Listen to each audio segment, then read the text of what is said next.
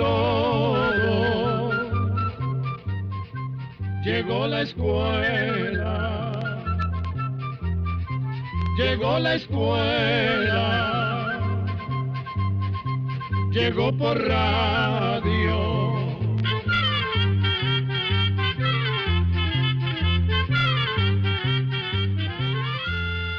El Instituto Centroamericano de Extensión de la Cultura presenta su programa Oigamos la Respuesta.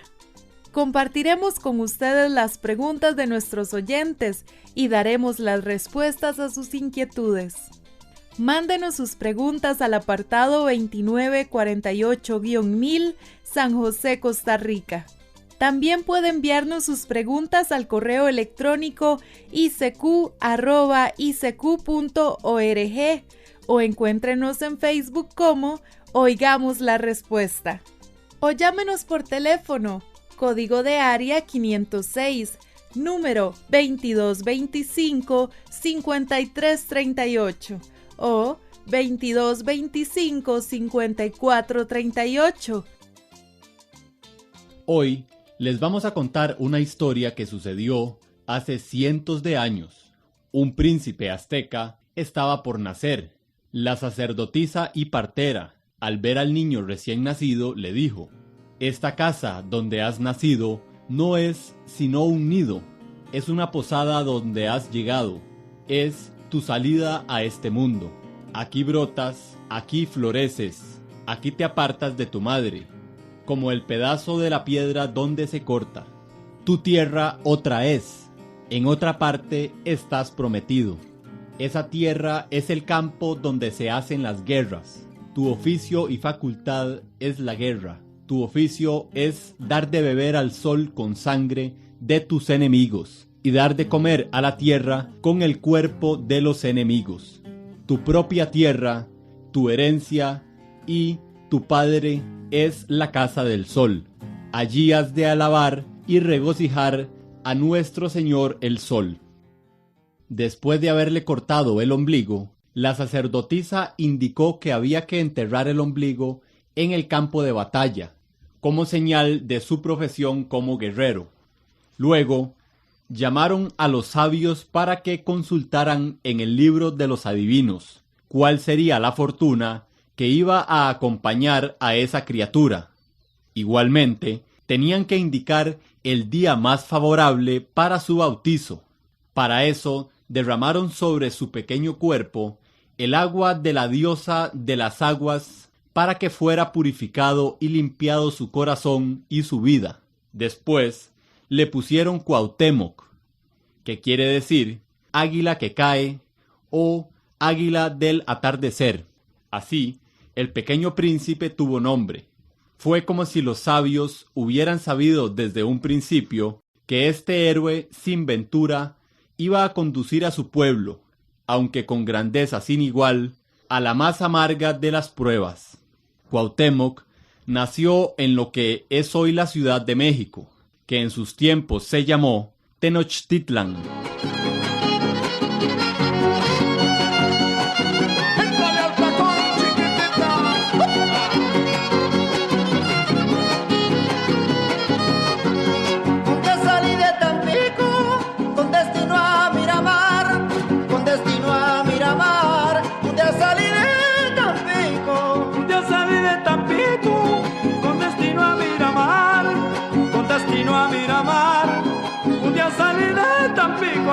Ahí me encontré a mi amorcito, queriéndome preguntar que si sabía el taconcito, que lo quería ver cantar.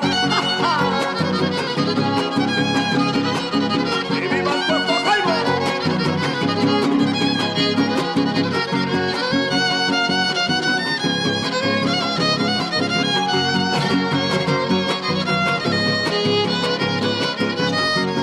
El guapango el taconcito, que a muchos les ha gustado, que a muchos les ha gustado. El guapango el taconcito, el guapango el taconcito, que a muchos les ha gustado, que a muchos les ha gustado. El guapango el taconcito, un guapango muy bonito, para que anda de enamorado, en el puerto de Tampico, allá por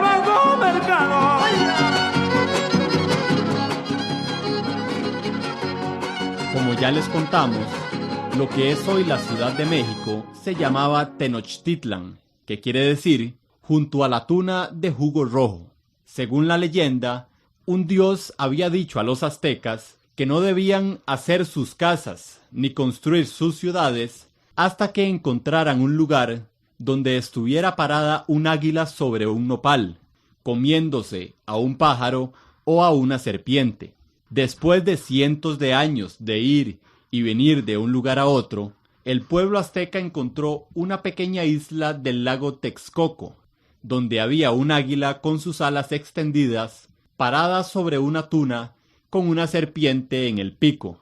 En ese sitio fue fundada Tenochtitlan más o menos hace 650 años. Los aztecas inventaron un sistema muy ingenioso que aún hoy en día nos asombra, pues la ciudad de Tenochtitlan fue levantada entre los pantanos del lago Texcoco. Para tener más terreno, los aztecas usaron un sistema de relleno llamado chinampa, que consistía en una armazón sobre la cual se acumulaban capas de lodo para contar con tierra firme. Para afianzar la chinampa al suelo del pantano, clavaban estacas o troncos de árboles, que cuando se enraizaban le daban estabilidad al terreno. Entre las chinampas había canales por los cuales corría el agua. Con ellas hicieron parcelas que les sirvieron para sembrar, construir sus casas, sus templos y sus mercados. La ciudad de Tenochtitlan llegó a tener 125,000 casas habitadas por 4 a 10 personas cada una. Además, se construyeron grandes plazas que quedaban frente a los templos religiosos, y toda ella estaba en medio de hermosos árboles como el cedro, ciprés y sauce. También estaba rodeada de flores y de algunos árboles frutales. Uno de sus más famosos mercados fue el de Tlatelolco.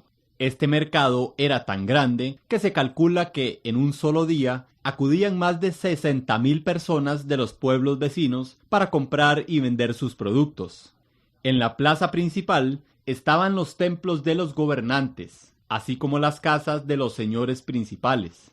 El patio del templo principal, que era una gran pirámide, se encontraba cubierto con ladrillos de mármol. A los aztecas se les conoce como el pueblo del sol, el pueblo escogido por el dios de la guerra. Por eso al principio de esta charla oímos las palabras de la sacerdotisa partera, diciéndole a Cuauhtémoc, cuando nació, que su casa era la de su padre el sol, su dios. Los aztecas tuvieron oportunidad de estar en contacto con otros pueblos, y esto les permitió adquirir más conocimientos científicos, artísticos y religiosos, e hizo posible que pudieran hacer de Tenochtitlan una maravillosa y ordenada ciudad. Entre grandes mercados y hermosos palacios, con esculturas y pinturas inmensas llamadas murales, con grandes centros de educación y toda la cultura descrita por los sabios y los sacerdotes en sus libros de pinturas, empezaron los primeros años de este príncipe azteca Cuauhtémoc. Pero no vayan a creer que por ser un príncipe su vida era fácil y confortable.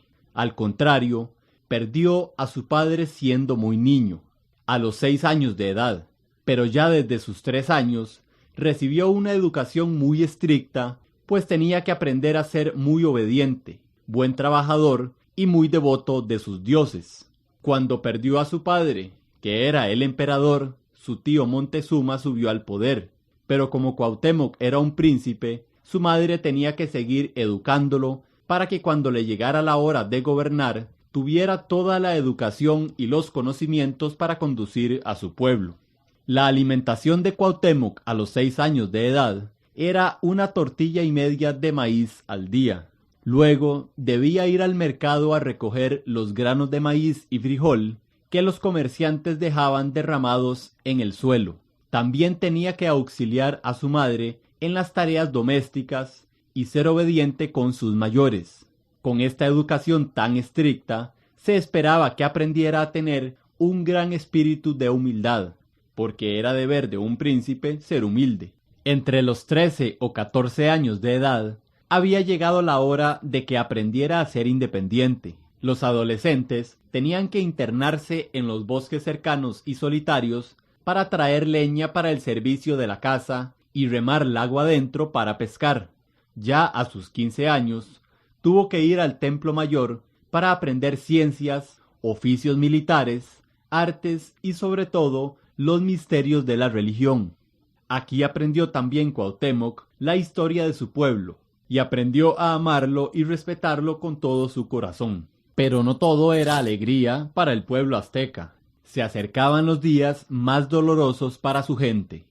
Cuando llegaron los españoles a México, los aztecas atravesaban una situación política difícil, ya que otros pueblos indígenas que habían sido dominados por ellos estaban muy inconformes por la manera en que eran gobernados, y muchos de estos pueblos se sumaron a los españoles para combatir al imperio azteca. Además, los aztecas estaban desde hacía mucho tiempo preocupados porque los sabios habían anunciado que se avecinaban tiempos de destrucción y muerte. Pero había algo más.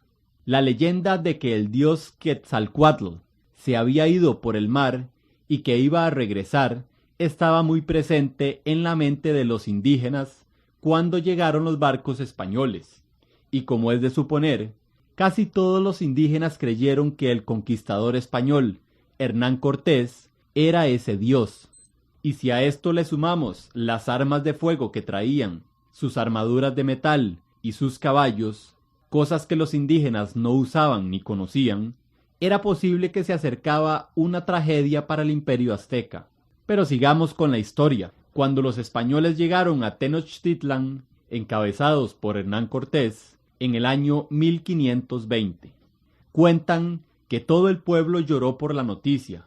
A Moctezuma, el rey, no le quedó otro camino que esperar. Los españoles fueron recibidos por el hermano de Moctezuma, que decidió alojarlos cerca de Tenochtitlan, en grandes palacios rodeados de bellos jardines.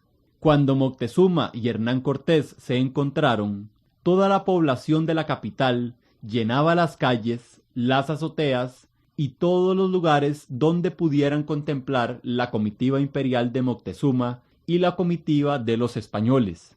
El joven Cuauhtémoc estaba entre los nobles que recibieron a los españoles. Moctezuma recibió a Cortés con gran señorío y como rey que era, iba bajo un toldo bordado con oro y piedras preciosas.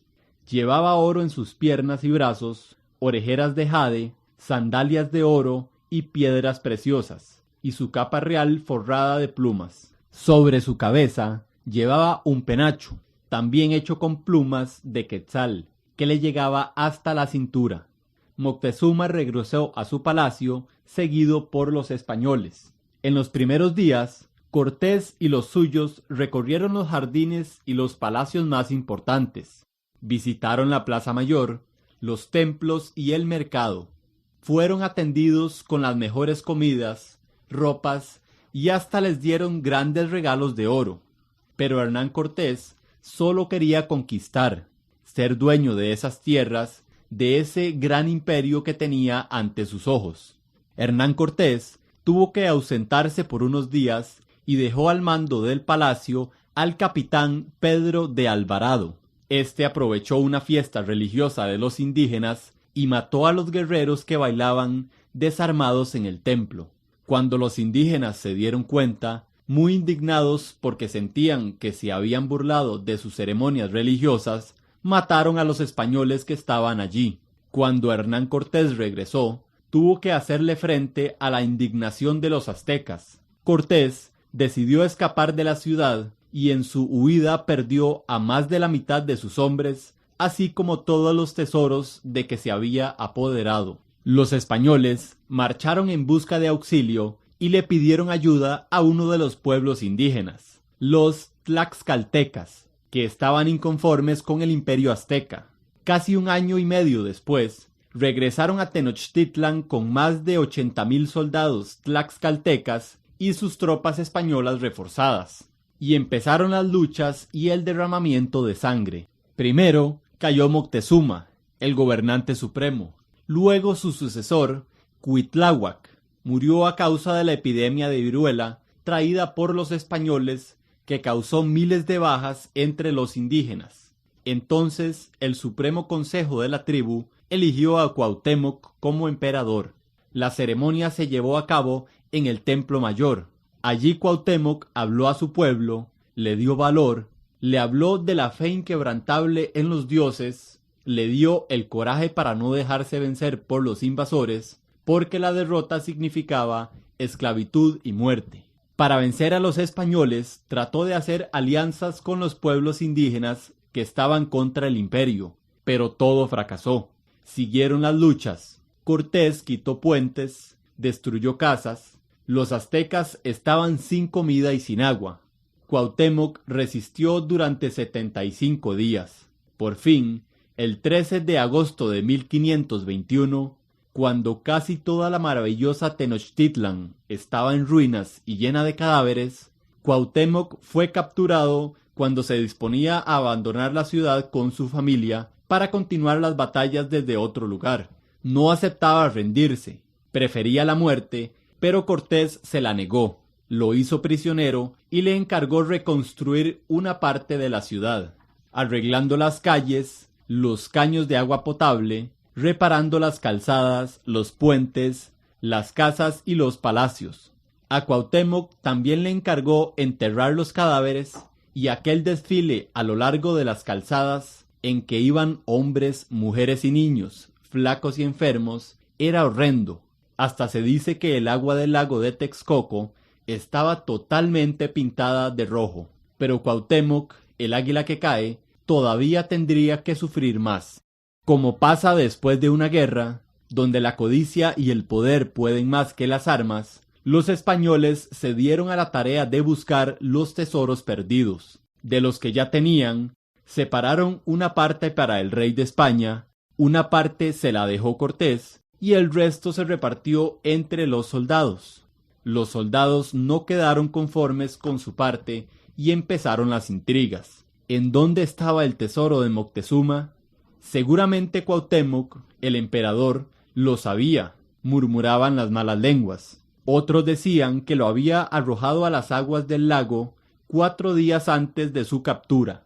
Hasta llegaron a decir que no podían encontrarlo porque Cortés se había puesto de acuerdo con Cuauhtémoc para ocultarlo. A Cortés no le quedó más remedio que torturar a Cuauhtémoc y a otro indígena llamado Tacuba. Los amarró a un tronco, les untó aceite en las plantas de los pies y les prendió fuego. Ninguno de los dos habló. Lo único que se escuchó fue el sonido que hace el fuego al arder. Los españoles, haciéndole caso a las murmuraciones, se fueron a buscar los tesoros en el lago, pero tampoco encontraron nada. Durante los años en que estuvo prisionero Cuauhtémoc, se alivió de las quemaduras y le ayudó a su pueblo. Aunque Cortés le dio cargos importantes para que tuviera control sobre los aztecas, no era un hombre libre. Cortés tuvo que hacer un viaje a Honduras en el año 1524. Se llevó a Cuauhtémoc con él porque temía dejarlo en la capital y que pudiera levantar una rebelión. Los españoles tuvieron muchas dificultades en el viaje, sufrieron hambre, enfermedades y se enfrentaron a muchos peligros. Cuando llegaron a un lugar llamado Alcayán, en febrero de 1525, unos indígenas le dijeron a Cortés que Cuauhtémoc estaba planeando matarlo para volver a su trono en Tenochtitlan. Cortés entonces lo sentenció a muerte. Y un día, cuando el sol se iba a poner, como si el sol le rindiera su último homenaje al águila del atardecer, Cuauhtémoc fue ahorcado en un árbol de ceiba. Después, los aztecas se llevaron el cuerpo y le dieron sepultura en un lugar secreto. Nadie sabe con seguridad dónde descansa el cuerpo del águila del atardecer, del águila que cae. Ojalá esté en su tierra, pues siempre lo recordaremos cuando veamos al atardecer un águila en pleno vuelo con sus alas extendidas. Y así llegamos al final del programa del día de hoy. Mándenos sus preguntas al apartado 2948-1000 San José, Costa Rica. También puede enviarnos sus preguntas al correo electrónico icq@icq.org o encuéntrenos en Facebook como Oigamos la Respuesta. O llámenos por teléfono, código de área 506, número 2225-5338 o 2225-5438. Recuerde que comprender lo comprensible es un derecho humano.